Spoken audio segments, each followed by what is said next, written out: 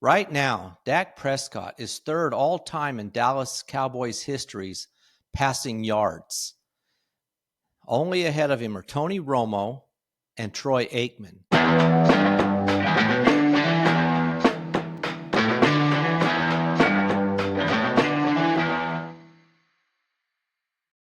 Welcome to Just the Stats NFL, the show that covers the NFL statistical leaders from the all-time greats to the current players leading the NFL. My name is Ernie Jennings. I'm your host. And in this episode, we will be looking at a pregame for Week 5 between the Dallas Cowboys and the New York Jets. All right, let's get started. Looking at the home team, the New York Jets, they are 0-4. It's been a rough year so far for them. And starting with top 10s for this team, there aren't any. It's been a rough year, like I said. They haven't had a lot of good players for a while. So we'll move on to the key injuries. Tight end, Mason Taylor. He's got an ankle issue, limited in practice. So if you've got him on your fantasy team, you're going to want to check that out before he plays. Also, running back Braylon Allen will be out injured reserve with a knee issue. So that takes him out of the game. Now, looking at the Dallas Cowboys with a record of 1 win, 2 losses, and 1 tie. A crazy game last Sunday night, 40-40 tie with the Green Bay Packers. We have one top 10 that you might want to watch for in the next game. This would have to be big, though. Really big. Right now, Dak Prescott is third all-time in Dallas Cowboys history's passing yards. Only ahead of him are Tony Romo and Troy Aikman. Then Dak Prescott is third. He needs just under 400, he'd need almost 386 yards to tie Troy Aikman. Not that it's impossible, but I'm putting it out there in case he might have a huge game. He's been able to do it. He passed well over 300 last week, and so it's a chance. And Dallas Cowboys had Russell Wilson passed for 450 on him, so it is a possible number. But I'm putting it out there. If he doesn't get it this week, he'll probably definitely pass Troy Aikman for second all-time in Dallas Cowboys passing yardage history. All right, that is a wrap for the top 10s that you might want to watch for. Looking at key injuries in this game, CeeDee Lamb is still out. Wide receiver CeeDee Lamb with an ankle injury. He has not practiced yet. He has taken off the boot, but I feel it's probably unlikely he plays, but you'll have to watch. If you're even thinking of putting him back in the lineup, you'll have to wait and see, kind of probably all the way up till the time of the game. And also another injury here, wide receiver Kevontae Turpin. He's out right now. He did not practice yet this week with a foot injury. So those are 2 wide receivers for the Cowboys you're going to have to watch if you've got either one of them on your fantasy team. So now looking at the fantasy numbers in this game, starting with the quarterbacks. For the Jets, you've got Justin Fields, who has 1 top 5 and 2 top 12. He's the number 17 quarterback right now. And he's only played 3 games, obviously. So, and one of them, he didn't even play the entire game. So in 2 games, really, basically, in 2 full games, he's had a top 12 ranking. And one of those was a top 5. He's always a danger running the ball, obviously. So if you have him, I would definitely play him against the Dallas Cowboys, whose defense has been horrendous. You have a good shot, especially if you're somebody's looking for a quarterback and you need a boost on your fantasy team to maybe get a big score. He could be somebody that might just do that for you.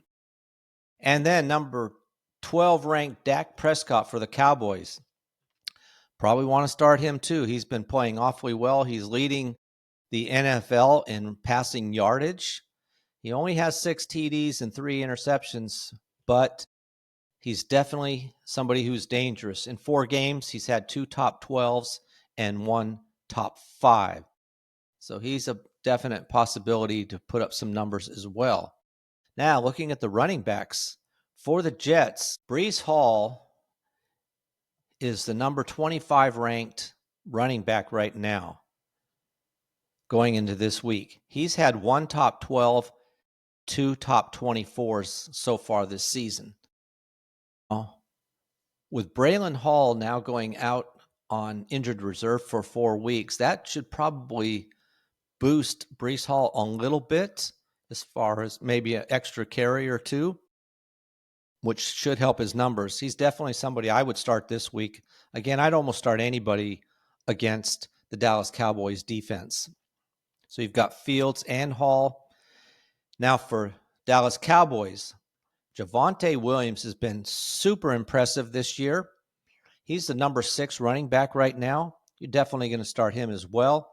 He's had 2 top 12s and 4 top 24. So he's been in the top 24 every game so far this season. Definitely want to start both the running backs, probably both the quarterbacks in this situation.